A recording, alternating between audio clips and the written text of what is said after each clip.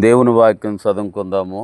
కీర్తనల గ్రంథము 65వ కీర్తన 2వ వచనం. ప్రార్థన ఆలకించువాడా, సర్వ శరీరులు నీ యొద్దకు వచ్చెదరు. చాలు. మన దేవుడు ప్రార్థన ఆలకించేవాడు. తన సన్నిధిలో చేసే ప్రతి ప్రార్థన ఆయన ఆలకించి జవాబిచ్చే దేవుడు. ఆదికాండం 25వ అధ్యాయము 22వ వచనము. ఆమె గర్భములో శిశువులు ఒకనితోనొకడు పెనుగులాడిరి గనుక ఆమె అలాగైతే నేను బ్రతుకుట ఎందుకు అనుకొని ఈ విషయమై యెహోవాను అడుగా వెళ్ళెను. అప్పుడు యెహోవా ఆమెతో ఇట్లనెను, 2 జనపదములు నీ గర్భములో కలవు, 2 జనపదములు నీ కడుపులో నుండి ప్రత్యేకముగా వచ్చును. ఒక జనపదము కంటే ఒక జనపదము బలిష్టమై ఉండును, పెద్దవాడు చిన్నవానికి దాసుడగునెను. చాలు.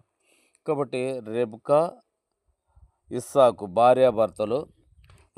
రెబ్కమ్మ గర్భవతి అవుతూ వచ్చింది.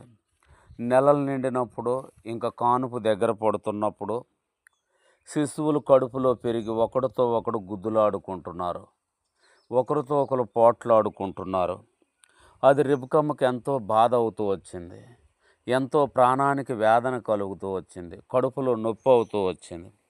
ఇప్పుడంటే హాస్పిటళ్ళు ఉన్నాయి, గబుక్కుని వెళ్ళిపోతాము. అప్పుడు హాస్పిటల్ లేవు కనుక రెబ్కమ్మ దేవుని సన్నిధికి వెళ్తూ వచ్చింది. యేసయ్యా, మరి నా కడుపులో శిశువు నన్ను ఎగిరిత అంటున్నాడు, ఎందుకు ఇలా జరుగుతుంది, నా ప్రాణానికి ఎంతో బాధగా ఉందని అడిగినప్పుడు, నీ కడుపులో నుంచి 2 జనపదాలు వచ్చును, 2 రాజులు వచ్చును, పెద్దవాడు చిన్నవాడికి దాసుడగును, ఒక జనము కంటే ఇంకో జనం బలిష్టముగా ఉంటుందని ప్రభువు రెబ్కమ్మకు ఉత్తరం ఇచ్చిన వాడుగా ఉంటున్నాడు.